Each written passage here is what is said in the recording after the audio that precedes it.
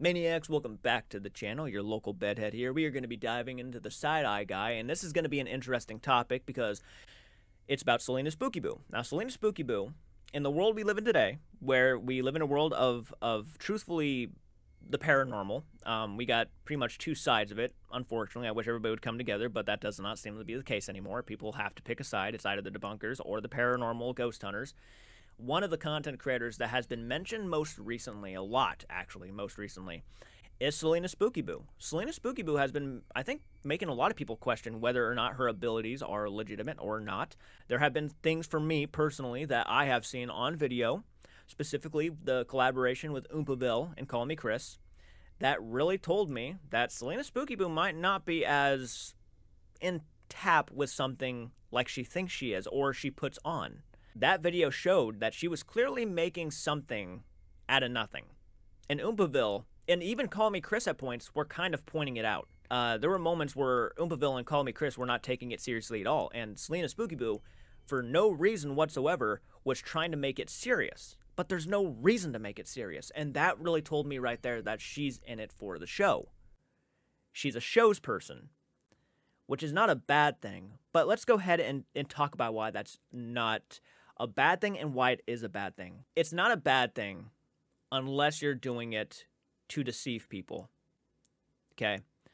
Deceiving people who genuinely want to believe, who are stretching out their any ounce of hope they have just to try to grab onto something and pull it back to them and put it on their hearts.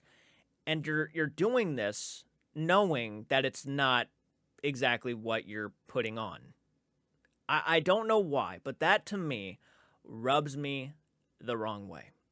Even if you come out here now, after years and years and years of doing this and claiming that it's all real, even if you were to come out now and say that was more for show, it would rub me the wrong way completely because you knew better, okay? You knew better than to be pulling that kind of shit.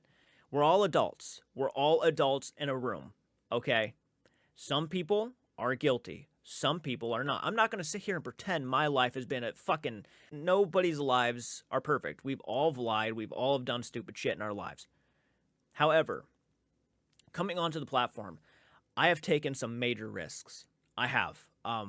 Because I haven't lied to my camera. And I knew that. I knew that going in. I knew the second I started questioning... Sam and Colby's Hell Week videos were probably some of the most popular reactions I've ever done in my life. I was in there, I was really loving what I was seeing, I was believing in everything I was seeing, and I loved it. And then I watched the debunking videos because I wanted to see more. I wanted to see why this is not real. I wanted to really understand what is going on here because, look, if this was a real way to communicate with the dead, I was all for it. I was all for it, but the debunkers debunked it. They 100% debunked it. It doesn't matter what Sam and Colby say, that people are still trying to... No, it was debunked. 110%. And if you disagree with that, I don't know. Any logic that's thrown at you, it just goes right by your head. You might as well just stay out of the conversation entirely because it doesn't matter what anybody says. They could literally show you his toe tapping and you still might find a reason why it's just not the toe tapping. Well, that's just the ghost manipulating his bone to do that because it has no other way to communicate. Getting back into that conversation really quick. It's bad to give false hopes to people who want to believe in this stuff. I want to believe, but now I question every content creator who's gone out and ghost hunted. After years of reacting, you know how sucky that makes me feel? That I have to sit here now and like start questioning things? It sucks. I didn't want to do that. I never wanted to do that. I don't blame the debunkers. I never will to blame the debunkers. I will blame the people who knew better. But I took a risk when I started talking about how I was personally feeling. Because some people cannot accept that. Either you're a fan or you're not a fan. I'm a fan of a lot of these content creators, but I question them. I don't think that makes me a bad guy. I think a lot of people question them. Even people who may not even acknowledge that they question them, I think have questioned them several times. So just keep that in mind. Okay, I have nothing personal against any of these people. But I do have a problem with people deceiving and then acting like they're great. Smile on my face, we're doing awesome, I'm a nice person, but you're deceiving everybody. It rubs me the wrong way. It's like, I don't know if I should trust you or, because if you're able to put on a show like that and lie to a lot of people, then what are you like in real life? How can I trust that? I don't know. That's kind of where I'm at with a lot of content creators. Having said all of that, though, I've been talking for 6 minutes, going on complete. We're going to talk about CelinaSpookyBoo, okay? CelinaSpookyBoo has been one that's been questioned a lot lately, and I'm curious to know why that is. It was brought to my attention on the podcast that CelinaSpookyBoo apparently had been saying some things and really making people question her. And that was an actual conversation, but I didn't know the full context of what was being talked about too much because I wasn't really paying attention to Celina. All I knew was that she had a movie coming out. So we're going to go ahead and dive into it. Hit the like button, subscribe to the channel. Go support Side Eye Guy. Side Eye Guy is a badass. If you have not supported him, if you have not subscribed to him, get that guy up to 50,000 subs already because he definitely deserves it. He's one of the most entertaining debunkers out there. Hands down, great stuff. So let's go ahead. And look, debunking takes a lot of work too. Okay? Debunking takes a lot of work. It's not easy sitting through some of these videos and just pinpointing why this is and why that is. So give him credit where credit's due. Let's go ahead and dive into it.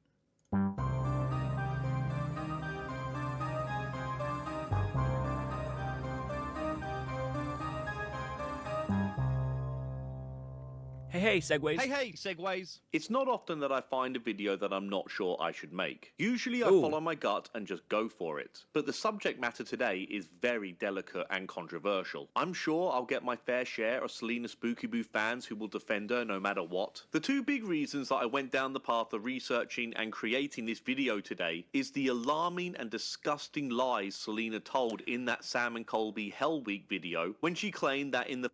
I just remembered why CelinaSpookyBoo was actually a topic on the podcast. So recently, Ozzy Osbourne had passed away, and almost immediately, like a day or so after, CelinaSpookyBoo posted a video with Ozzy in her thumbnail saying, did they sell their souls to the devil? Suggesting that Ozzy Osbourne, for clickbait reasons, sold his soul to the devil after he had just passed away. It'd been one thing if she said, rest in peace, Ozzy, showed her support and all that love, but to name a video, did they sell their souls to the devil with Ozzy right there after he had passed away is just, yeah, it was, I can see why that would rub a lot of people the wrong way. I'm not even sure if she took it down or not, actually. Nope, it's right there, 8 days ago. And Ozzy passed away, I think, about 9 or 10 days ago.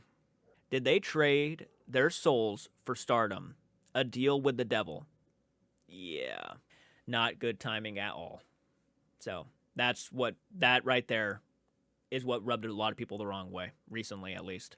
The Ferrara school, when the location was operational as an elementary school, that children were being essayed, murdered, and their bodies were incinerated in the school. This is also what we talked about. Okay, so Hart brought up, we started talking about CelinaSpookyBoo on the podcast, and this is what we talked about. And I remember that video. I remember the Ferrara video, and I even at the time was questioning, I wouldn't really be suggesting that kind of shit was going on if you don't have documentation. It's pretty serious accusations. Now, what's going to stop people from going online and researching that building and figuring out who worked there and then accusing them of sexual assault? That is a fake, false narrative that you are painting, and you could ruin reputations because of that. That's a dangerous game to play. It's insanely dangerous to play. If you don't have the actual proof, you shouldn't be suggesting it. Okay, I truthfully believe that because it can be dangerous. That's like the Salem witch trials right there. That person's SA students at that school. That person SA'd students at that school. That could start happening. Basement boiler. No? What's up? What's up? What did you see? What did you see? That's what happened. What happened? What? Really? What? What are you feeling? So I get flashes and pictures. It's like someone else's memory in my head. I don't know if it was a teacher or who it was, but like, I'm like sad as you know. I saw a man sitting on a chair, and then the flash. It was like different kids. Let's see if he's rotting in hell or not, I guess. I knew right away, and they started up, and then he used a shot. Interesting. We found out, and a little bit of research was done. I did that Hell Week at the Ferrara High School here in Iowa. Mm-hmm. And she goes in and she's talking about like one of the teachers molesting the children. I'm like, wow. Oh, that yeah. That sounds a lot like a story I heard a previous owner say or possibly hint at when we got a tour of the building. And she claims that she got, this just popped into her head and it was her psychic abilities that told her this. It sounds So it sounds a lot like the reason why the parents killed Freddy Krueger in the remake. it's a bunch of made up bullshit. Nobody ever died at that high school. It was like a high school elementary at one point in time in Bondurant. They ended up switching schools So and opening up at a different school and then just shut this one down. But they used it for like events and stuff. So that whole thing, like, even there's no ever record of anybody doing any of that sort of shit at the No, Farrar Elementary. Absolutely not. Which is what I felt too. Like when watching that video, I even said in my reaction back then, I'm like, I would not be saying this shit unless I actually had documentation. There is no all. documentation of any. Like the only thing that happened is somebody died 3 miles away. 3 miles away. That's quite a bit of a distance from the building. Well, isn't there a graveyard right across the street from it? I mean, yeah, it's right across the street, but it's Isn't that one of the factors? Like they're saying it's partly haunted because of the graveyard. Probably. Maybe, but nah. Gotcha. Gotcha. They were also talking. They also hinted at like possibly bodies being burned in like the incinerator or whatever in that room. Yeah, that thing it can't even get hot enough to burn a body. There was an incinerator in the school? Yeah. It's a freaking wood stove is what it is. A wood It's a wood stove. stove? Yeah. Yes. How You hot- can't burn a body in that thing. The freaking fire don't get hot enough. Okay, we did talk about this. We talked about the wood stove. The wood stove apparently would not get hot enough to burn bodies. Keep that in mind. And we even did the research to see how hot a wood stove would get. This is a wood stove from God knows how long ago. A long while back. I highly doubt it was used to burn bodies. That was definitely something that we absolutely discussed on the podcast. Very, very interesting. And they started it up, and then he used a shovel. But I think, like, whatever's left is, like, buried. I debunked this nonsense when I covered Sam and Colby's Hell Week video several months ago, but I think it is a very good example of the length Celina will go to get the attention she so clearly craves. There is no evidence at all that anyone even died at the Ferrara school, let alone children were essayed and murdered there. And of course, all Celina had to go off to make these silly claims were her psychic medium nonsense abilities. The second reason that led me to today's video is Celina claiming that she's going to attempt to channel the late Lorraine Warren, because she pretty much wants herself and her husband to become the next Ed and Lorraine Warren. She wants to pick up where they left off. I am going to someone who can channel Ed and Lorraine Warren, and I'm hoping to get her blessing. Mainly Lorraine. I just feel so connected to her. I've had some dreams where she's come to me, and I just need validation from an outside source. But Wasn't it not that long ago when CelinaSpookyBoo was saying the Warrens were fake? I'm confused. She literally put out a video that I watched and I liked because she was saying the Warrens were fake. I'm confused. Adam and I are going to start traveling North America and helping people with their ghosts and helping them cross over.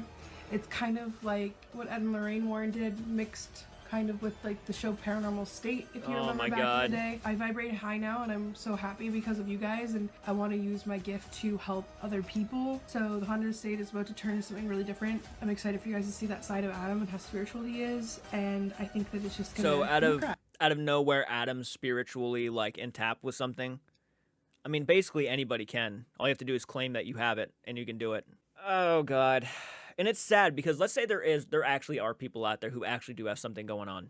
It makes it difficult to really trust in people who might have something going on because of people like this who go out there and they start making up a bunch of shit and then expecting people to start believing them. They don't expect people to like start doing the research to find out what really went on in those buildings, like the actual documentation, the research that would have been documented if shit like that was going on. It benefits to go into buildings that have no documentation because then you can make shit up. The world of the paranormal, man, has gotten so, and if you don't find that toxic, so it's okay to make up stories and lie to paint someone out in a horrible picture, Bathsheba Sherman, for example, than it is to expose. But because that's ruining the fun, the mystery, why is that a bad thing? That we find out that there was actually no SA shit going on in the school. Why is that a bad thing? I think that's a good thing. That's one less school that kind of shit happens at. That kind of shit happens in real life. It should never happen, but it does happen. And it's not something that should be taken lightly.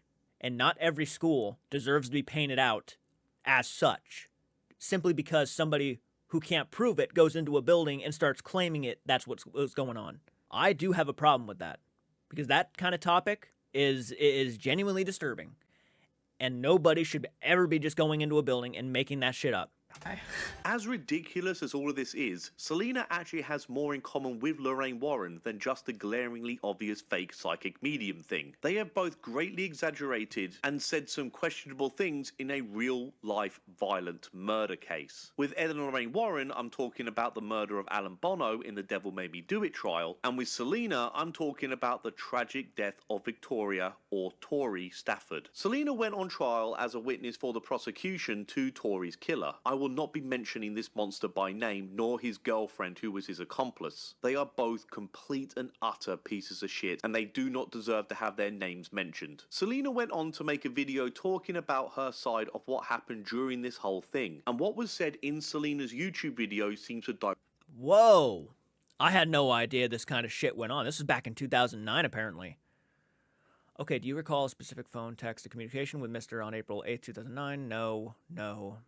Miss Horvath, we understand because we have an advantage of phone records that on the 8th day of April 2009 at 11:31 p.m. there was a text message sent to you by Mr. Do you recall receiving that text message? At 11:31 p.m. there was a text message between did that, or is it possible that it happened or not? Yes, all right. We also understand that at 11:55 p.m. again on April 8th, 2009 there was another text message sent to you by Mr. Do you recall specifically? Okay, so she, I guess, was receiving text messages that she was unaware she was receiving by a certain person who was eventually the person who did what they did. And she's saying she did not recall receiving those messages. Directly contradicts what Celina said on trial. In my opinion, I believe that Celina has bent truths and greatly exaggerated her involvement in this whole thing, and she seems to have done this to make herself be the main character in this tragedy. There will be none of my usual jokes in today's video. Wow, okay, well this just got more serious than I thought. And even the video was like my Stalker story, kind of like putting herself at the helm of it. Interesting, I had no idea. One of those side-eye guy serious videos. And just to show how serious I'm taking all of this, I'm bringing out my big gun here, Agent F. Agent F has been a huge help in the research of this video, so really, thank you very much to Agent F. I have recorded this story a couple times for YouTube, but I've taken it down due to some comments and some backlash from people in my town. But I think I'm at the point now where I don't really care what people think or say anymore. I would really like to know the kind of backlash Celina is worried about here. This story... Well, yeah. I actually would too, depending on how she says the story and tells the story. I might understand. This is no joking matter. Obviously, if someone was actually murdered, this is a very serious subject matter. Those people in that town probably knew this person personally. And if they do not believe in Celina's abilities, then they are going to have a problem with it, if she does mention her abilities. Changed my entire life. It has changed who I am as a person. And I think about it every minute of every single day. Listen, as much as I have reason to believe that Celina has greatly exaggerated her trauma here, I have no doubt that this could well have affected her. When you read about what this monster did to the victim, Tori, it is so difficult to comprehend that a human being could do that to an 8-year-old girl. I hope there is a hell just for this guy and people like him to burn in. Of course, all of this would affect anyone who was involved in it. Yeah. But as this video goes on, you'll see why I believe Celina is not being totally sincere when she says that she thinks about this every minute of every single day. But I really should take this opportunity now to ask you all to please go watch Celina's original video so you do not think I'm taking anything out of context in my video. And that is about the murder I might do that after, of just to see. 8-year-old Victoria Stafford and the very small part that I had in that story. Selina does say that she plays. Actually, I'm going to go ahead and, I genuinely do trust Side Eye Guy. I'm actually going to go ahead and watch CelinaSpookyBoo's video really quick. Doesn't seem that long. I'm just going to quickly watch it just to get an idea. This was 2 years ago. Gotcha. Okay, so I was not even close. All right. But it's just me. I have recorded this story a couple times for YouTube, but I've taken it down due to some comments and some backlash from people in my town. But I think I'm at the point now where I don't really care what people think or say anymore. And I think because of who I am on the internet, it is my due diligence to tell you guys this story and why internet safety is so important. This story has changed Well, that's my kind of... entire... Well, I'll be honest, that's one of the reasons why I and several other people had made videos about a certain individual. And we exposed that person for as much as we possibly could.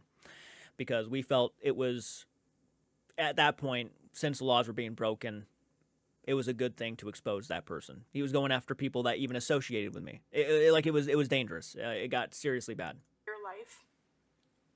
It has changed who I am as a person. And I think about it every minute of every single day. I make choices differently because of what I have lived through and how deep down I'll always feel like I could have made a different choice. And that is about the murder of 8-year-old Victoria Stafford and the very small part that I had in that story. While I tell you this story, I will not be mentioning her murderers by name. It's not that I think that it gives them power, but it literally makes me feel sick. I do live with a lot of PTSD because of this story, and I'm really thankful to the support system that I have. I will say in her defense that situations like this, no surprise, do actually cause a lot of post-traumatic stress disorder. It does. I could have just said PTSD, but why not, right? So there are situations where people have been in the crossfires of certain serial killers. Not necessarily became a victim, but they were in the crossfires. They were, talked to by this person. They were around this person a lot. And for them to find out what they were really doing behind the scenes or what they did behind the scenes really traumatizes people, and it really, really scares them. I remember I was listening to an Angry Grandpa story on YouTube several years back where he was talking about somebody that he knew in his area that he was actually apparently friends with. And it turned out that this person, after many years, found out that this guy was actually a serial killer. I can't remember his name, but it's over on Angry Grandpa's channel. He's telling a story about how, his friend was a serial killer. I'm not sure if it's 100% real. I just don't know. I just don't. I just don't. And because people do make up stories too. You can't deny that. People have made up stories, and they will make up stories for attention purposes. That was just an example. There are people who have genuinely, though, come across serial killers, and because they're everyday people like us. And that's the scary part about it. And they'll find out later that something bad was happening. I remember there was a situation where, and I don't have PTSD from this, there was a guy I was working with at Walmart, and I forget his name now. It was several years back. As a matter of fact, it was probably back in 2021 or something along those lines.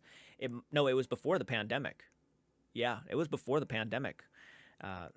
This guy I worked with, we was both Cap 2. We unloaded trucks and we would take it and stock the shelves.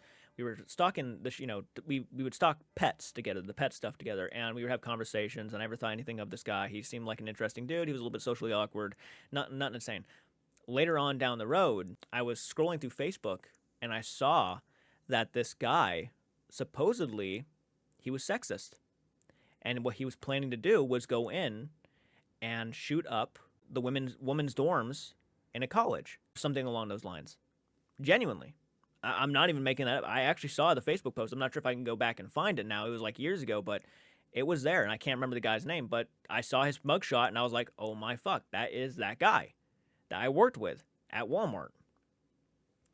And yeah, I guess he does not like women. And he was like in a group that genuinely hates women, and he was planning on like actually going into like some sort of college dorm with women and shooting the place up. You would never know until they've been caught.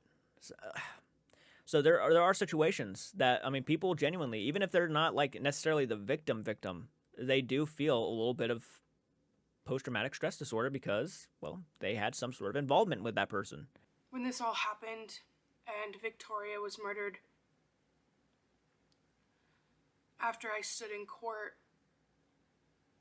in the same room as a person who took her life, I made a choice to live life differently, to live life loudly and extra for her.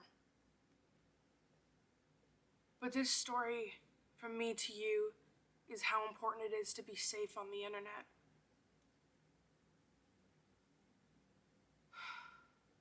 On my 17th birthday, I was at a house party, and I had downloaded an app called Zoosk. It was attached to Facebook, and it was like Tinder, yep. where it told you how far away somebody was from you. And I got a notification. This guy wanted to talk to me. From the picture, he was very handsome, and he was super kind. He told me that he was staying at his friend's house while they built his house in this new part of town, and that he taught dance at the senior center. And at 17 years old, being this dorky, chubby, weird girl, I was so excited that this, grown-up man wanted to talk to me. I didn't even think that it was weird at the time. So on this app for the next 2 days, we chatted back and forth. But being somebody with like no confidence at all, I knew I was never going to meet him. And I decided to kind of chill the conversation after 3 days. On that third day, I got up to go to work. I'll never forget my dad coming into my room and saying, "Who's in the driveway?" I think it was like 6 a.m. And I looked out my bedroom window and the car was already going down the street. It was this Honda, and I had never seen it before. That day, when I got to work, that car was in the back of the parking lot. And when I went for lunch break, that man came into my work and asked my coworker for my phone number. When I came back from lunch and she said, "This handsome guy came in, he asked for your phone number," I never put two and two together that it was this man. That night at 2 a.m., That night at 2 a.m., I got a phone call. It was him. And I said, "How'd you get my phone number?" And he said, "Oh, I got it from the girl at work." And again, I wasn't scared. I was flattered that he had gone the extra mile to get my number, that maybe he had seen me in real life and I didn't need to be self-conscious because he actually knew what I looked like because, I didn't look like my profile picture that much.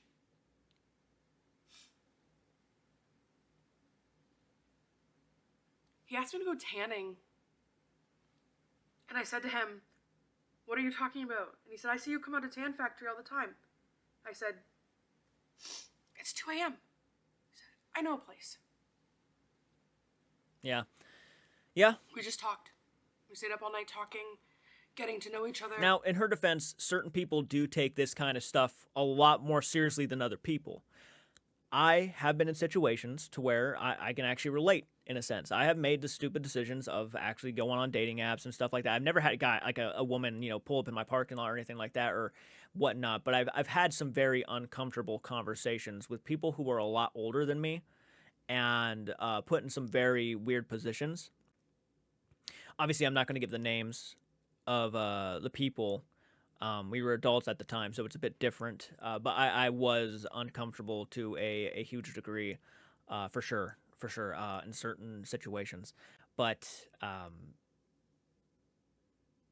used to work with somebody at a factory I used to work at, and this guy consistently tried to give me a ride home. And I had literally told this dude to back off on so many occasions, like basically saying, no, I'm not interested. No, thank you, but I really don't want to.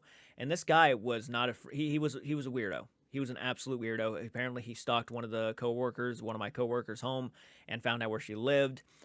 He was genuinely a creep. Because at the time, I did not have a driver's license. I had to ask my friend to drive me and drop me off and all that stuff. And I kept telling him no, pretty much almost every day. No, I'm not interested. Please, no. I just don't want to. And at some point, it got to the point where a couple of the older employees there pretty much told him to back off. Obviously, I kept saying no. Why are you still asking? This guy was an outright. I really can't even tell you like how many stories this guy had behind him. He was absolutely. It wasn't just me too. It was my buddy too.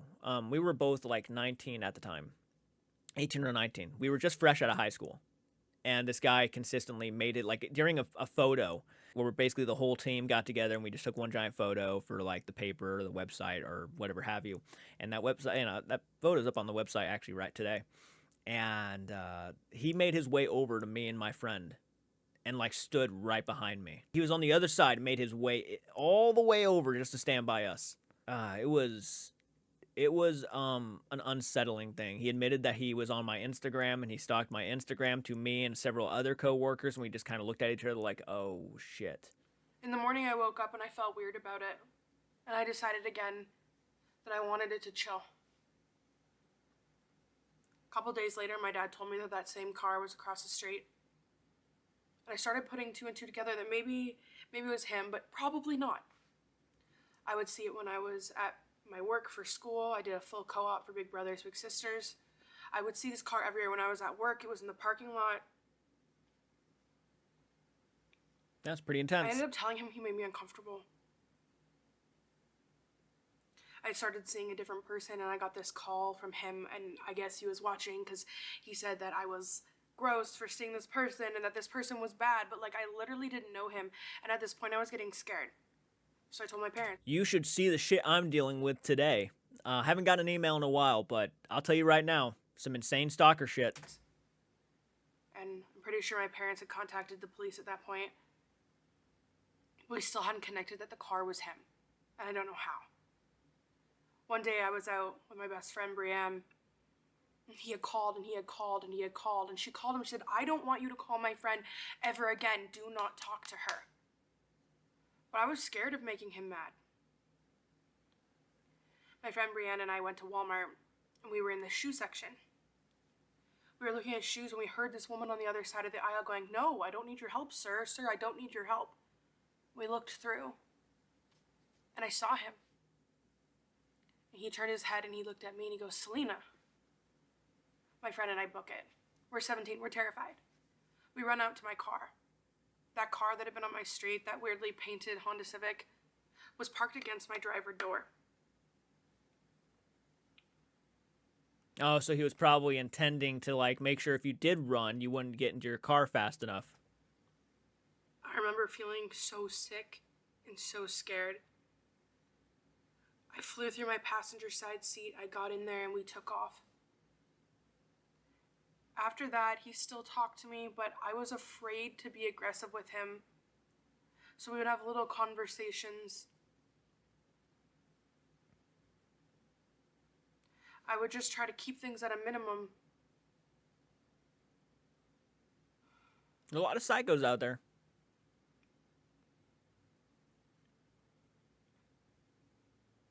The day that I got the last text message from him, I was with my friend, and we were in the car.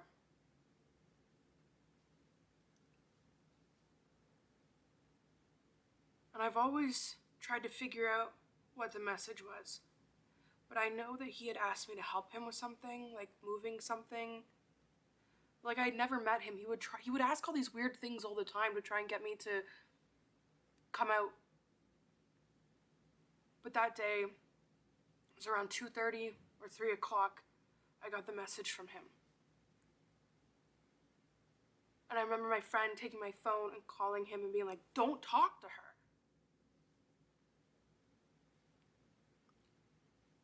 And then I didn't hear anything. And then later that day, the whole downtown was full of people throwing missing posters at the cars that drove by. And I remember taking these missing posters and taping them to the windows of my car, and then going to work. And because I worked for Big Brothers Big Sisters at the time, I had 4 little sisters that were in grade 3 and 4, and I remember feeling so scared that it could have been any of them, and going to Staples and printing off 50 posters and walking from light pole to light pole in my town and taping these posters. And in this moment, I didn't know.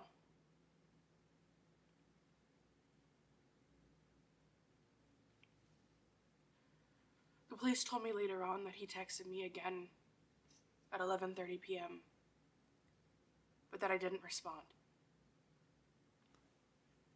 Which I guess the one guy actually does have like documentation of in Side Eye Guy's video. I remember just reading that not long ago. Interesting. In my situation right now, there's a lot of relatability to this story, actually. Wasn't expecting a lot of relatability. At 3:30 that day, him and his accomplice parked at the top parking lot beside my high school, and his accomplice, a woman, went into that school, took Victoria by the hand, walked her up the road, got in the car, stopped at a Home Depot for garbage bags and a hammer.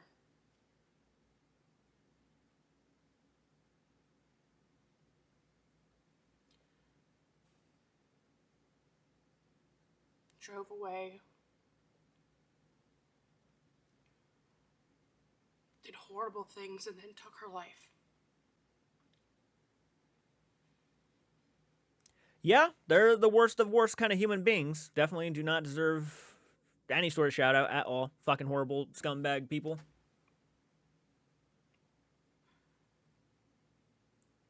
My town was the kind of town where you didn't really lock your door.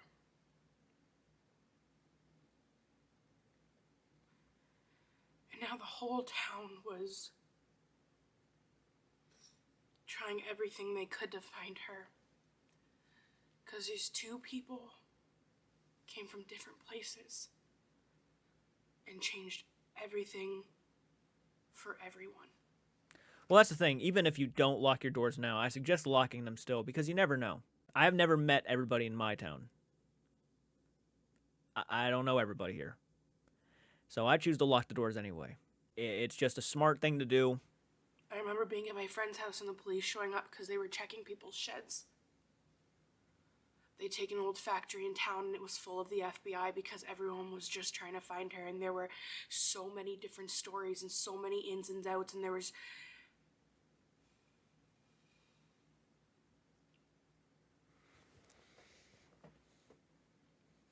I came home one day from work and my mom was yelling at me from the back family room.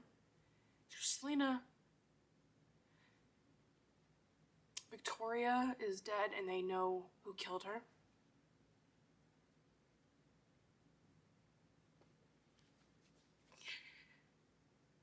And I walked to the back room and I looked at the TV.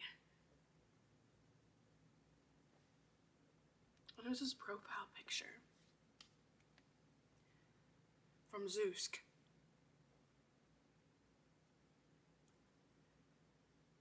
I just remember falling down.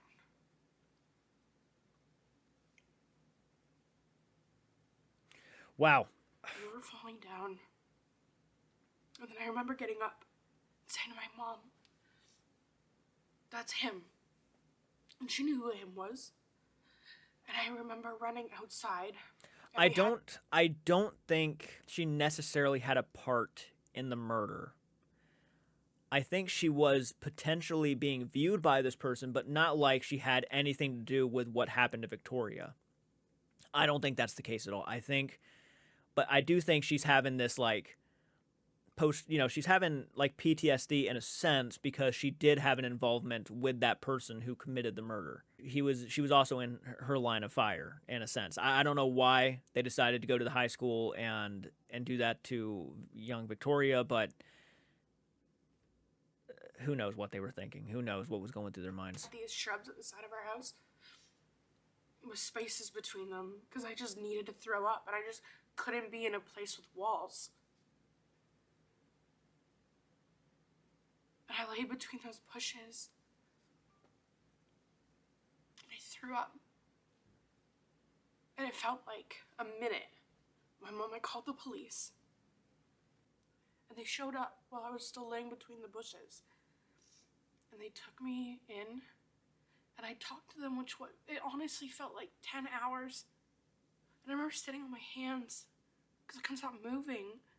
And I remember them going like purple.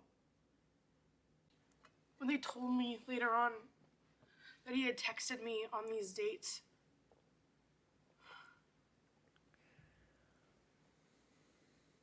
But that wasn't the worst part. I think the worst part in the moment was they had interviewed everybody at our high school. Like everybody at our high school. But I wasn't there because I had full co-op.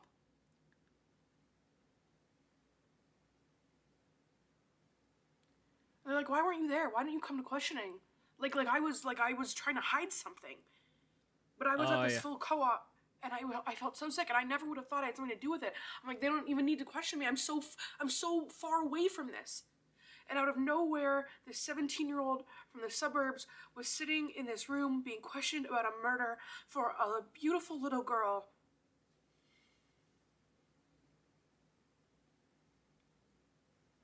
And everything changed that day. And the police kept showing up at our house and calling and knocking on our door. And they always had these little tidbits, which made the story scarier and scarier. Like that he had this piece of cardboard in his car with my name and all these things written about me. Or always asked me what these text messages were about, and I literally didn't know. But they knew that he had been, stalking me. To this day. I can't answer a knocked on door.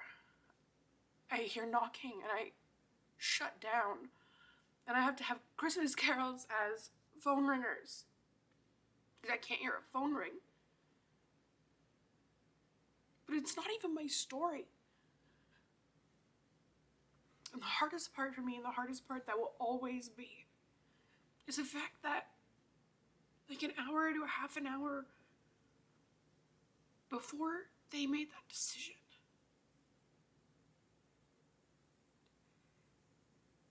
he had messaged me.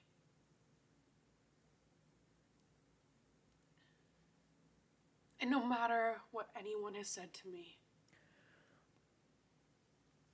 no matter what anyone has said, I would give everything to go back to that moment and go. Because I was bigger. I was stronger. Maybe it Right, but even if you were to have the option to go back, do you think that really would have changed their mind about doing what they did? You can't really expect to know what's going through a psychopath's mind. Even if they were to have gotten you, that does not necessarily mean they would have changed their minds about doing what they did to, go into that school and grabbing that girl. That does not mean that. I understand though, feeling the guilt that, you were in conversations with this person, but at the same time, I wouldn't put the blame on yourself for something that obviously was not your fault. The world is a scary place. Any one of us can be literally grabbed at any moment. And that's a reality. I'm not trying to say that to scare people, but that's why you keep an eye on your kids.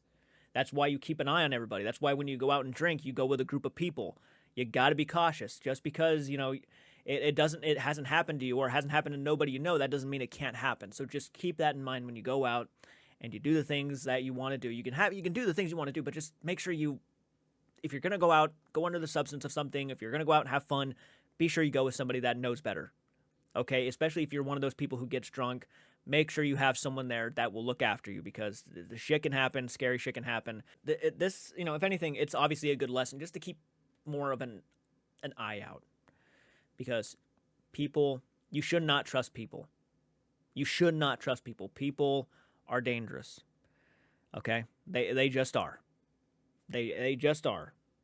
I hate to say that. I really do, because I wish people could trust people more. But we live in a very, very scary world where you just don't know what someone's hiding behind a smile. That wouldn't have even happened to me. Maybe it just would have reset the actions in time that happened. And people say so many different things about it. No, it was going to happen, how it was going to happen, or what if it was you? Well, yeah. She was 8, and her family loved her so much, and the whole town loved her so much. After this happened, I decided I want to be a cop. And I went to police foundations, but I wasn't ready. I wasn't ready. I had a breakdown, and I had to come home. And that's when I met Adam. And he really picked up all the pieces, and he came with me to stand on trial.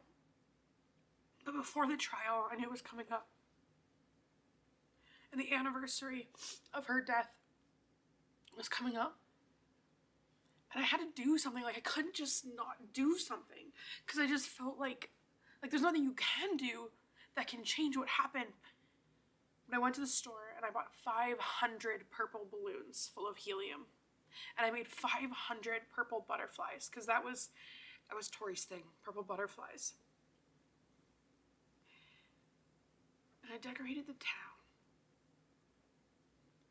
And I remember standing at her school when the sun was coming up.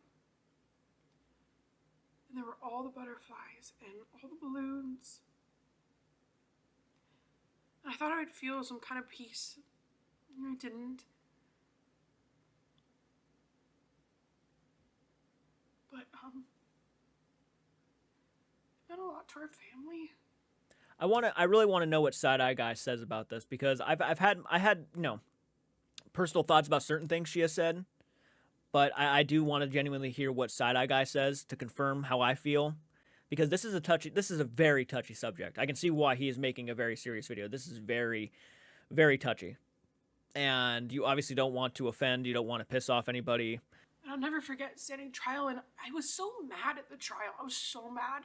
Because they were just, it was just verifying questions. Did you meet him? Did you this? They didn't ask the important questions. Like, I had told the police when I was at Big Brothers, Big Sisters, and I had these little sisters, he would drive by, and I honestly feel like at that point that I was targeted. Like, maybe I was targeted. Like, he knew I worked for Big Brothers, Big Sisters. Information I had told him. Like, I really felt like this was a bigger story than what it was. And they didn't even ask me those questions, and I was so mad. And I remember standing in this back room, and again, the only time I ever saw this man was in that Walmart, face to face. And I came out, and I went in that box, and I looked at him. He didn't even look. And I answered their questions, and I couldn't even barely hear the questions because my heart was pounding so loudly in my ears.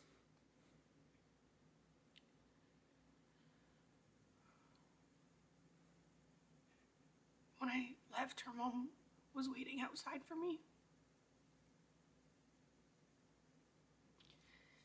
And she gave me a really big hug, and I lost it.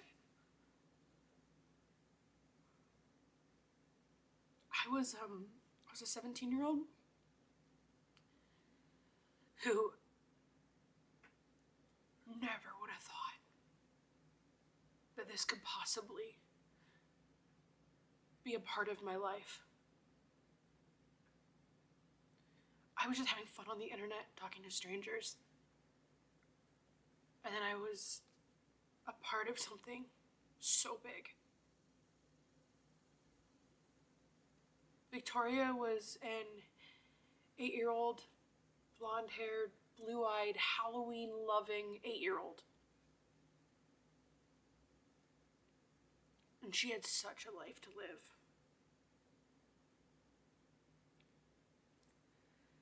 And when this all happened, I decided that I would live life extra for her, and I have a big butterfly tattoo here. It was like the first big tattoo I got. It was a couple months before the trial. Because like, I didn't know her, but I felt like I knew her. I remember when I was 20, I was really caught up in everything that happened and just feeling so guilty about things. And that I was here and she wasn't. And I had a dream. And there's this arcade in Niagara Falls, and I was there, and she was in the dream, and she came and we played all these arcade games, and at the end, like, I didn't want to bring it up the whole dream. She was sitting at a table with me, and she just said, "I don't know what happened to me." She's like, "You can't live like that anymore."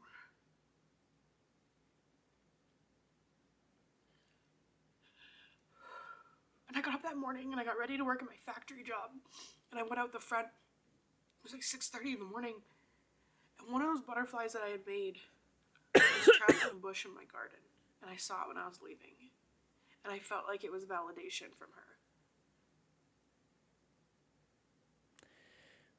And I was able to live life better after that.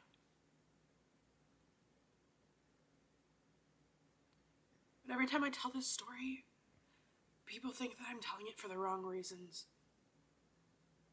We'll see. Which just blows my mind. We'll see. The story has a good message behind it, I think. Obviously, you just be careful because people, you never know. Don't get on these websites thinking that you're going to make friends. Normally, they have one thing in mind. It's another thing you should probably know. These dating apps, Zeus, all this stuff, it's very dangerous. Don't treat it like a game. It's not. Strangers are strangers. Stranger danger. Always keep that in mind. You can't really trust anybody on those websites. Seriously, be careful. There's a lot here that obviously I can understand. I do think that she actually did probably suffer a lot of stress and trauma because of this entire situation. Makes perfect sense to me. But there are some things within this story on how she tells it, I think, that has kind of made me like raise my eyebrow just a little bit. But I also want to get confirmation before I just start saying stuff. And I'll tell you guys whether I agree with Side Eye Guy or I don't agree on certain things that he might say. But this is a very I can completely understand why he's gonna be making a very serious video. This is not something that you could just make a video about and just start trashing somebody because they claim they have a psychic ability and feel these certain things. I personally feel like, and this is just gonna be my thoughts here, I'm not gonna sit here and say she was telling the truth or lying about the butterfly showing up and the confirmation from the afterlife or whatnot, the dream that she had, whether that was actually spiritual or caused by trauma, guilt, because she has claimed that she has felt guilt about this entire situation. So I'm not gonna sit here and tell you whether or not that is, or whether it is or not. She says she never knew her, but she claimed that she was a Halloween loving 8-year-old. I don't know how she knew that, but if she knows, she knows, I guess. But I don't live in her town. I don't know these people, so I'm not going to say I trust everything CelinaSpookyBoo has done or said, and I certainly won't, because there have been moments that she has been caught on making a spectacle of certain things. I just don't want someone to make the same mistake that I did. You go on the internet, and you think it's fun, and you meet people. And maybe sometimes it's okay, but sometimes it's really not okay. I know. I'm a grown-up now. I'm a full grown-up, and I will live with the choices of my actions for the rest of my life. I see the world in a different way. Right, but again, you could not have controlled a stalker. There's a reason why stalkers are stalkers. You were 17. You should not be really holding yourself. You shouldn't be really putting yourself like as the, because obviously she feels guilt about this, which I'm not going to sit here and say that she shouldn't or should. That's obviously more complicated than that. But at the same time, it's like your choices did not overall end the life of this girl. Your choices did not cause that. These were the choices made by a psychopath and his accomplice.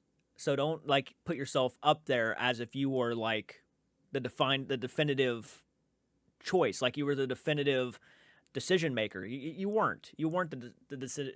You just weren't. I can tell you that, and I'm not even My involved. heart always goes out to Victoria's family and to everyone involved, because the list was long. But the truth is that 2 people came from different places and they ruined this town.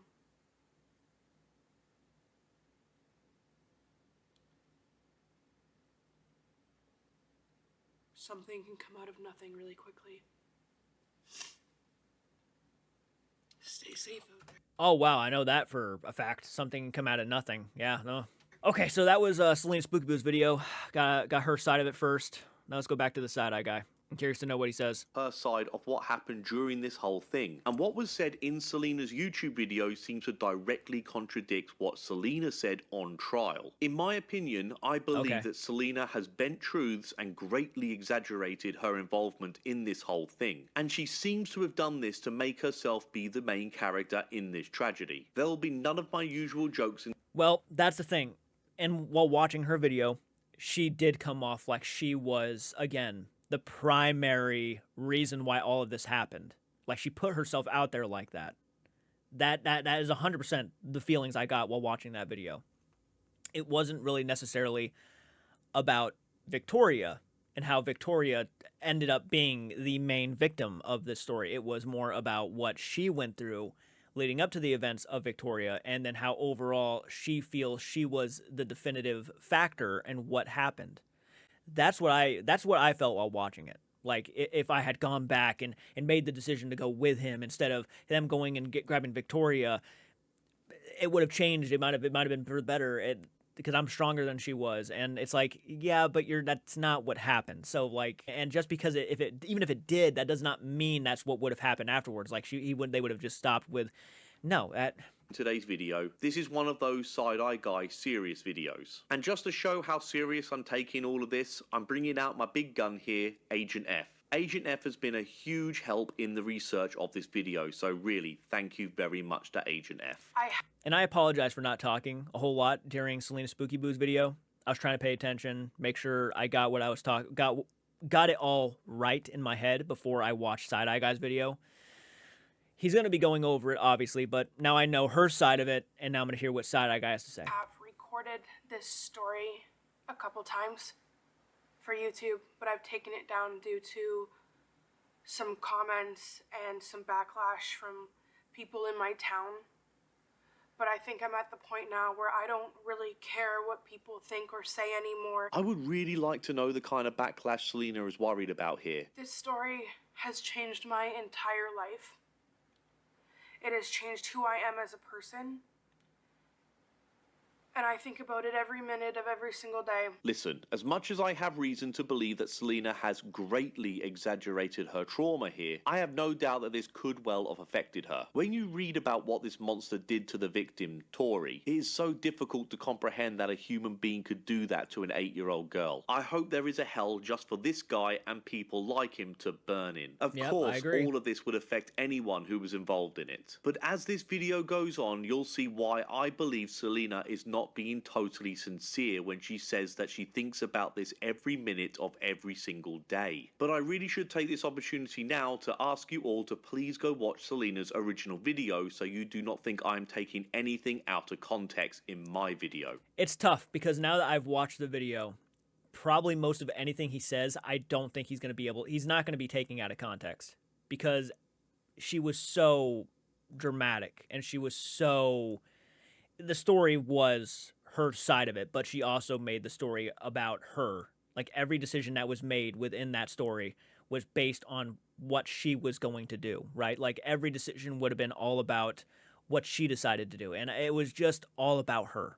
And that is about the murder of 8-year-old Victoria Stafford and the very small part that I had.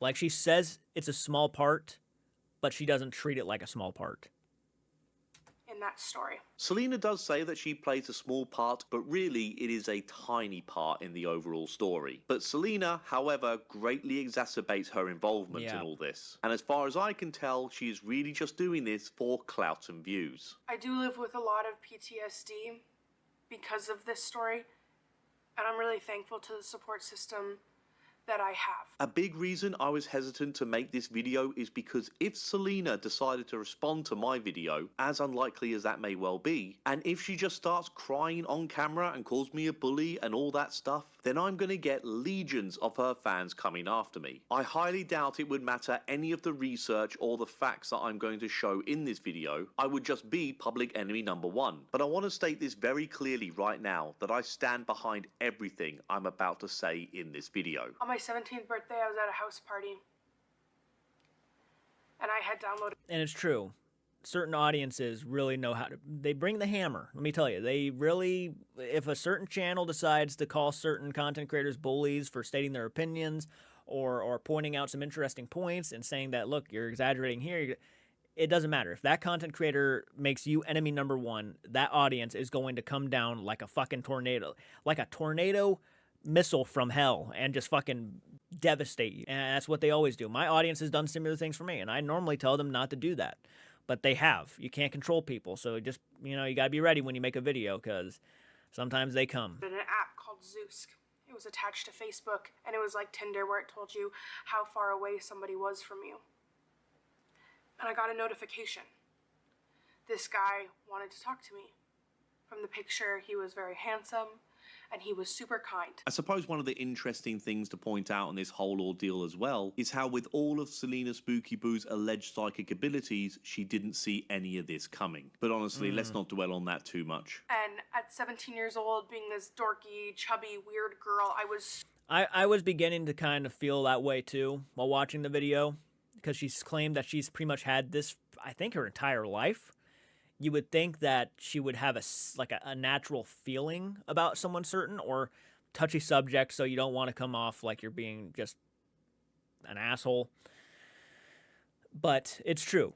She has claimed that she has an ability. Why didn't you sense something was up if you had this ability? Right? My guess is that you probably didn't have this ability. And you just didn't know any better. That would be the realistic approach to a situation like this, because sometimes people don't know any better. And they go into these apps thinking that everybody's nice and everybody's chill, but that's not the case. So excited that this, you know, grown-up man wanted to talk to me. I didn't even think that it was weird at the time. The one thing I can 100% agree on Celina with and get behind is that everyone needs to be careful when it comes to talking to strangers online. So on this app... Look, it's a very important video for that reason alone. For the next 2 days, we chatted back and forth, back and forth. I knew I was never going to meet him, and I decided to kind of chill the conversation after 3 days. On that third day, I got up to go to work. I'll never forget my dad coming into my room and saying, "Who's in the driveway?" I think it was like 6 a.m. And I looked out my bedroom window and the car was already going down the street. That day, when I got to work, that car was in the back of the parking lot. And when I went for lunch break, that man came into my work and asked my coworker for my phone number. When I came back from lunch and she said, "This handsome guy came in, he asked for your phone number," I never put two and two together that it was this man. So this is what Celina means by the title of her video. This murderous monster apparently stalked Celina. I have no idea how Zeus works. I don't even think it's a thing anymore, and I never used it. I think it is. If I'm not mistaken, I think Zeus is actually a thing. But unless Celina put her full name into this app, or she shared very personal information with a stranger after just 2 days of chatting with him, then I have no idea how he would have ever discovered her home address or place of work. I mean, I don't know, maybe because Zeus was part of Facebook? Maybe it just showed the full name of the person you were talking to. I mean, unfortunately, there are websites you can actually look into and find out where people live. I'm not sure how he found out where she worked. That's a good question. I don't know. Hopefully, you know, she never actually gave, like, they didn't talk and she said, like, where she worked or anything. We didn't see the text messages, so I couldn't tell you. But hopefully that's not what she did. Because, yeah, there would be no real logical explanation of how, unless she had her, like, Facebook, she posted where, because that's the thing, if she had her, where she lived, the state she lived in, and maybe, like, the place she worked posted, then maybe he saw that, because people do stalk Facebook profiles and other profiles like that, MySpace. Seems kind of silly and dangerous to me for an app to do that, but, you know, I don't know. And I'm sure stalkers have their way of finding information about people they want to stalk. But this whole thing is... They do. Recently, I had my address sent to me. They do find out. They do. Still striking me as a little bit odd. That night at at 2 a.m., I got a phone call. It was him. And I said, how'd you get my phone number? And he said, oh, I got it from the girl at work. And again, I wasn't scared. I was flattered that he had gone the extra mile to get my number, that maybe he had seen me in real life and I didn't need to be self-conscious because he actually knew what I looked like, because, you know, I didn't look like my profile picture that much. I would see this car everywhere when I was at work. It was in the parking lot. I ended up telling him he made me uncomfortable.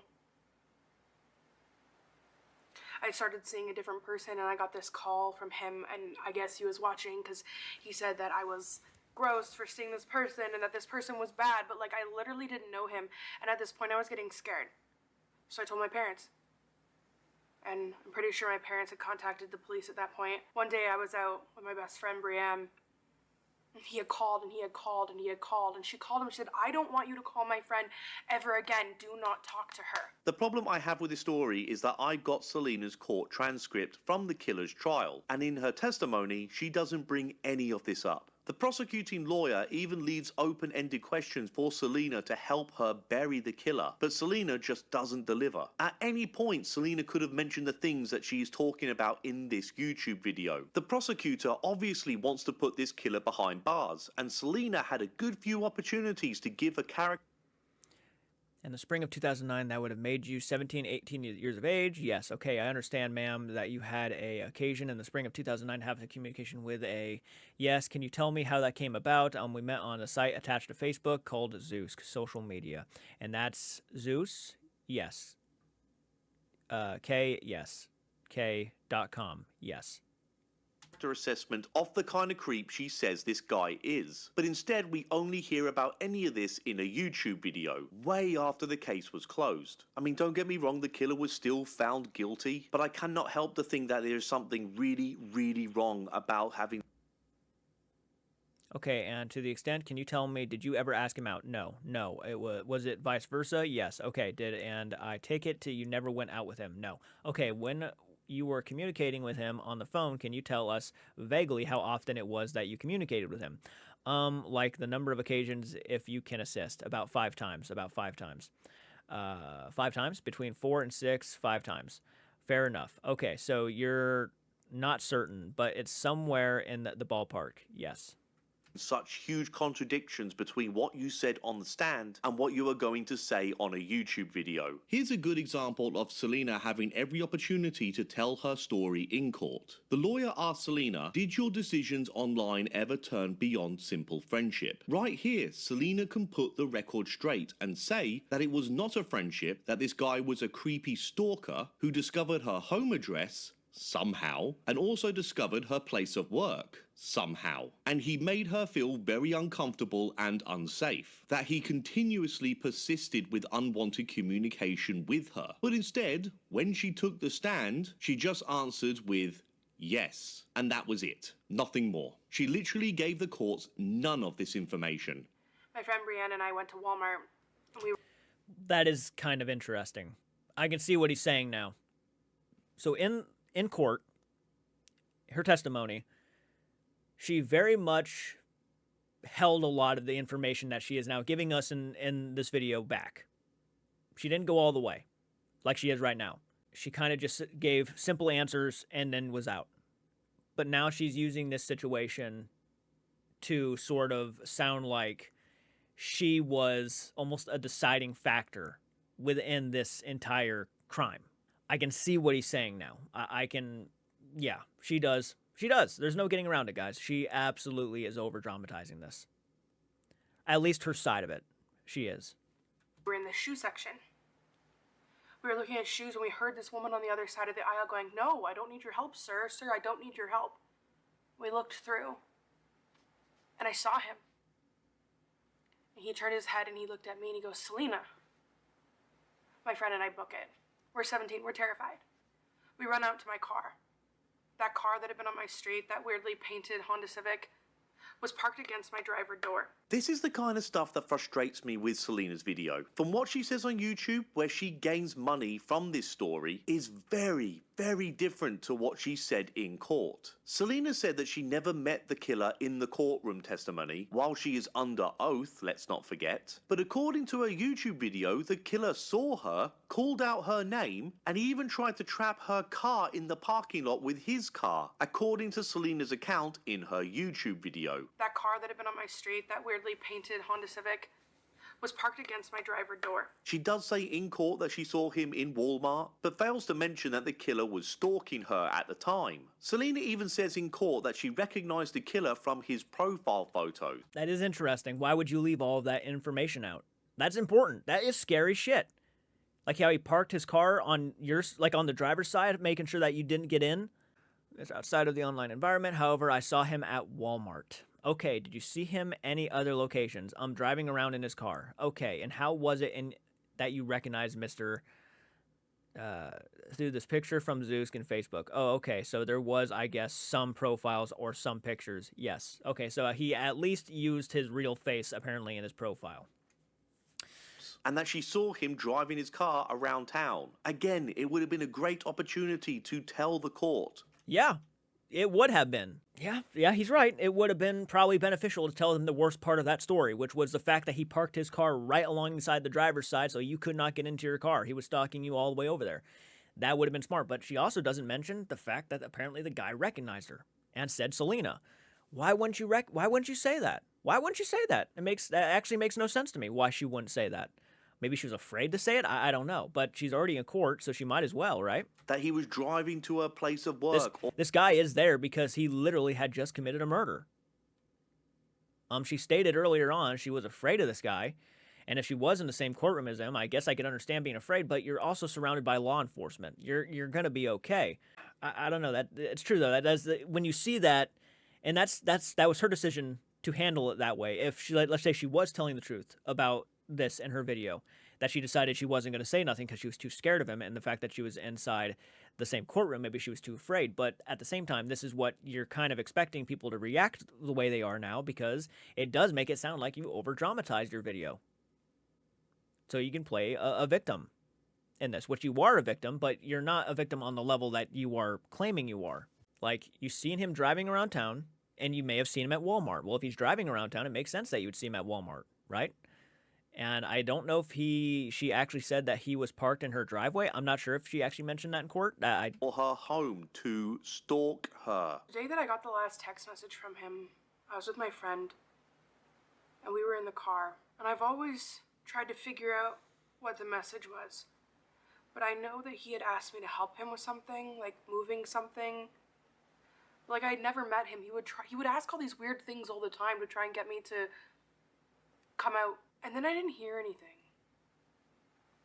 And then later that day, the whole downtown was full of people throwing missing posters at the cars that drove by. So this is the point of the story where Tori went missing and sadly was murdered. The killer had actually tried to contact Celina on the same day he murdered Tori. This is actually true. But again, Celina's story wildly contradicts the courtroom transcripts. And in this moment, I didn't know.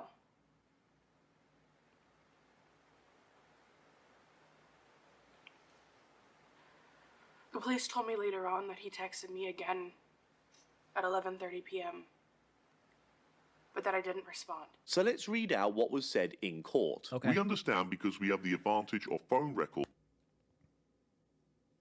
I kind of want to read it myself. Actually, no. that on the the 8th day of April 2029 at 11:31 p.m. there was a 2009. text message sent to you by Mr.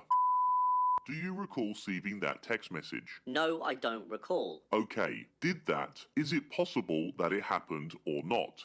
Yes. Alright, we also understand that at 11:55 p.m. again on April the 8th, 2009, there was another text message sent to you by Mr.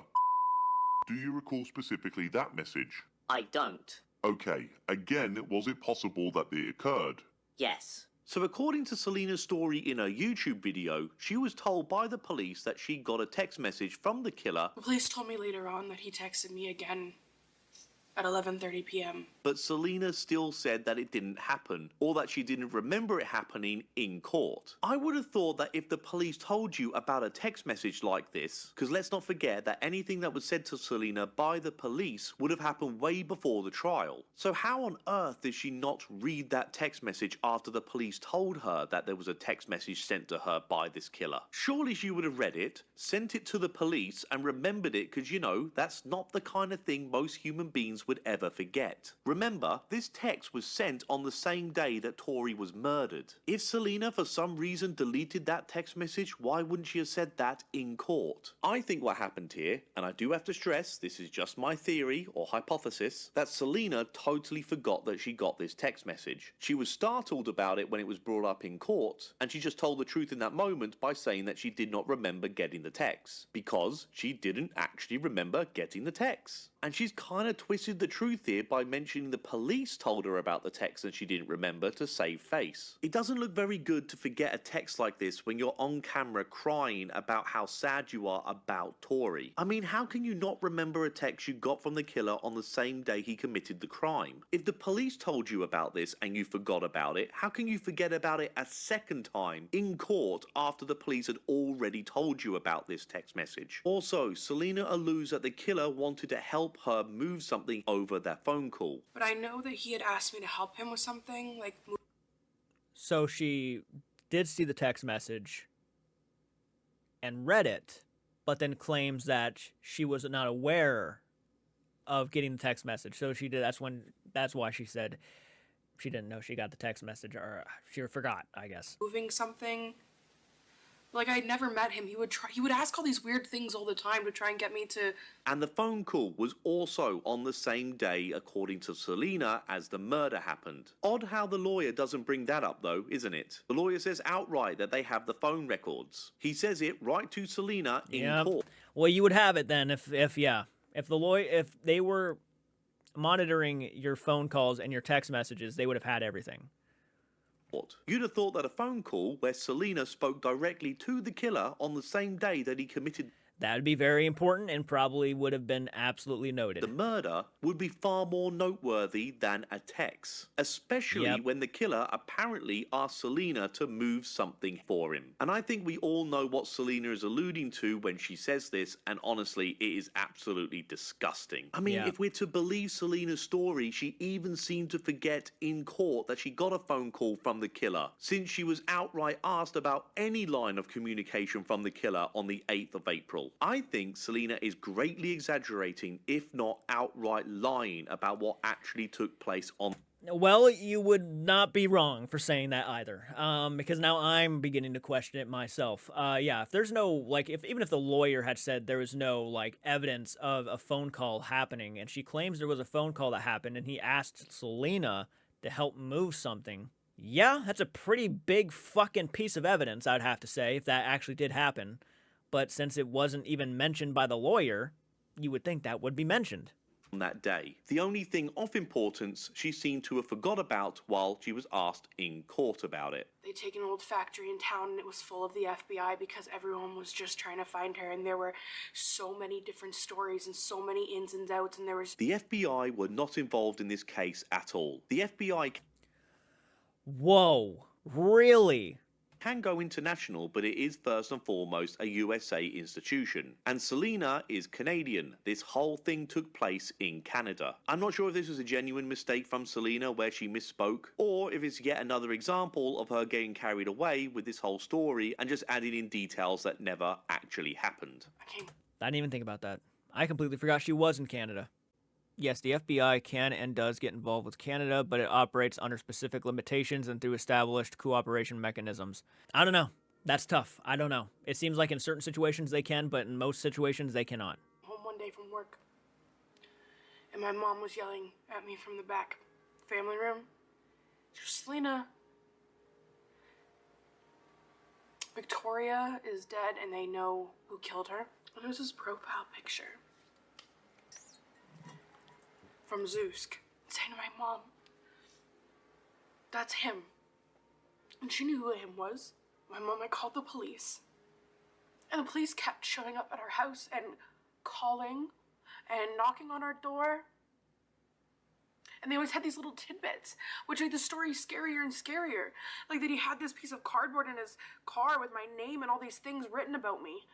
Or always asked me what these text messages were about, and I literally didn't know. Listen, I know I've been very critical of Celina in this video, but I can totally understand that this would be scary for any 17 or 18-year-old girl to go through. But the police are just doing their job to put this monster behind bars, and they need your help to not be the victim here. You're supposed to be helping the police bring justice to the actual victim. I'm also very skeptical if the killer actually had Celina's name written down anywhere. The killer had communication with multiple women that he met online. Celina was on stand for just 4 minutes and was one of many, many women.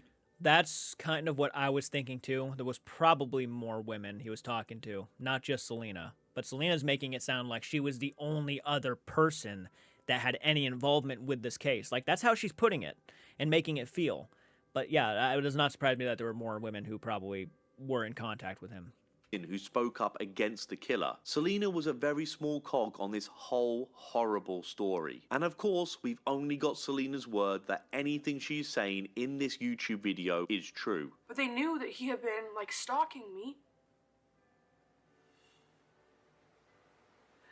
To this day.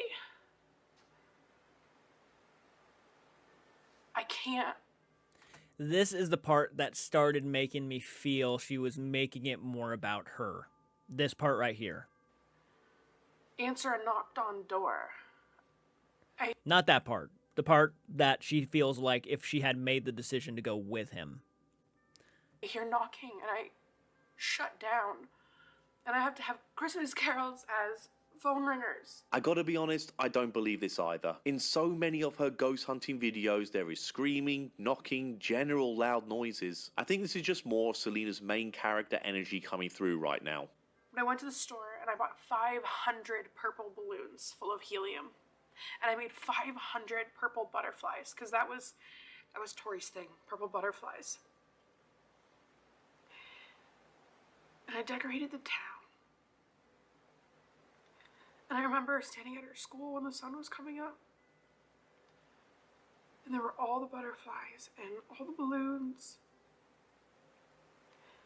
And I thought I would feel some kind of peace. And I didn't. The first time I heard this, I got to admit, I thought it was complete BS. But then Agent F found this article showing that it was in fact true. Celina did in fact do this for Tori, but much like the rest of Celina's video, it is full of half-truths. First off, according to the article, it wasn't in fact 500 balloons, but it was more like 300. It's still a lot of balloons, don't get me wrong, but I guess 500 just sounds a lot better to say on camera. Also, the article clearly states that Celina had help from her friend, that they both said that they took months to prepare for this whole thing. But Celina conveniently fails to mention her friend helping her in the video. Wow. So she's taking all the credit. That's kind of fucked up.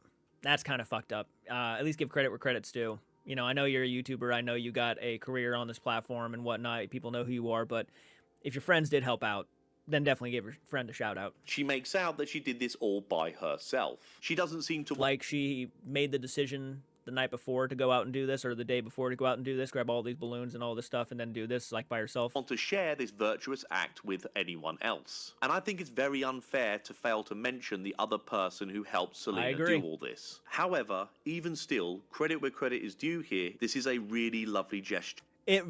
Literally, I was kind of hoping this was real, because this is absolutely a very meaningful, heartfelt thing to do for a victim. Is absolutely a beautiful thing. Good on you for doing it. But yeah, no, I do find it wrong that you kind of took all the credit for this when obviously there is documentation that that wasn't just you. To commemorate Tori. I'll never forget standing trial, and I was so mad at the trial. I was so mad because they were just, it was just verifying questions. Did you meet him? Did you this? They didn't ask the important questions. Like I had told the police when I was at Big Brothers, Big Sisters, and I had these little sisters, he would drive by, and I honestly feel like at that point that I was targeted. Like maybe I was targeted. Celina makes it all about herself yet again here. I'm going to put up the whole transcript here in my video so you don't think I'm taking any of it out of context. Pause the video and have a read of it at your own leisure. I honestly believe that Celina had many opportunities to state her case and tell the court her full story. I believe that the prosecutor would have been more than happy for Celina to share this. But nothing like what is said in the video came out of Celina's mouth while she took the stand in court, while under oath. This is just my opinion, of course. You may well read it very differently to me, but it's also important to note that Celina didn't actually know Tori. Because I didn't know her, but I felt like I knew her. I mean, this is hardly surprising since Celina was 17 and Tori was 8. I'm not saying this to say that Celina's mourning is totally insincere, I just think she is exaggerating it. I do not believe this guy stalked Celina, and certainly not to the extent that she is making out he did in her video. From what is said by Celina while under oath, it is very different to the sensationalized version of her YouTube video. But when all said and done, for me, it keeps coming back to that Sam and Colby Hell Week video. She accused a teacher or teachers from that school doing exactly what ended up happening to Tori. And she had no issue with spreading that lie. She didn't seem to have any issue with her morality putting that out there on the internet for millions to see without backing up. 10 million views saw that. So 10 million people, a good portion of them probably believed everything she just said about that teacher doing that to the students. Yeah. With any kind of proof whatsoever. And if you had the documentation, like Side Eye Guy provided, the documentation, that also helped out her friend get some recognition for that very nice act. Thank you, Side Eye Guy, for that, because that is very meaningful that they did do that. But it sucked that Celina did not mention her own friend's name. I'm not sure if they're still friends, but still, you give credit where credit's due. That was a very nice gesture. And they had the documentation to prove that. But you don't have the documentation to prove that there was a teacher in that school who did those things that you're claiming they did. Nor do we have documentation or proof, well, we kind of do, with the transcript of the court session that happened, that shows that you were very underwhelming in comparison to the video that you're posting now. And a lot of the things just do not add up. So that is questionable. I have no doubt whatsoever that whenever Celina claims anything that comes from her psychic medium abilities, it's total horseshit. But for me, it just cheapens everything that Celina is trying to say about Tori in this video. So please feel free to share your thoughts in the comments. And I will say before I end the video that with all of Celina's half-truths and inconsistencies, I do believe to some extent that this would have affected her to some degree. So please keep that in mind when you leave comments. Absolutely. Nobody's denying that this would not cause some sort of trauma. It absolutely would. I've been in situations that have caused trauma for me. Maybe I don't over-dramatize it, maybe I don't talk about it all the time, but I have been in situations that have caused trauma for me. 100% I can absolutely understand. Even getting a text message from somebody who had committed a murder is very traumatizing. Do I think it's to the extent that she's claiming? No, I don't. I didn't feel that way the first time I watched her video. I was trying to catch everything, and I did. Hearing Side Eye Guy kind of confirm some of the things and show some of the transcripts of the courtroom make me kind of feel like I was pretty much on the right course. I did find it kind of fucked up that she didn't mention her friend. She took all the credit for that. The whole butterfly and balloon thing, I think that was kind of messed up of her to do. She might not find it to be a big deal, but I certainly would, because that was a very nice gesture. But she did not come with it all up on her own, so that obviously was a lie, or an over-dramatized, well, it was absolutely a lie. So there's that, and several things that just make me feel like that is definitely the CelinaSpookyBoo of today. I don't know what CelinaSpookyBoo was like back then in her personal, non-content creator life, but the content creator that we see today feels like she would definitely over-dramatize things, because it's been shown before in videos countless times. You go to the Oompaville video, she was literally turning nothing into something, right? On so many occasions. And if Oompaville wasn't out there to point it out, it would have been hard to notice. But since he was there and he wasn't afraid to point it out, she kind of got made to kind of look like a fool. I can definitely see the main character syndrome in there, where she feels like she is the deciding factor in a lot of the decisions that could have been in situations she was involved in. It's becoming more and more noticeable, I think, throughout the course of all these videos. And of course, don't go over to Celina's channel and spread any hate. Another huge thank you to Agent F for all of his help in this video. Ta very much. Cheerio. Insane. Insane.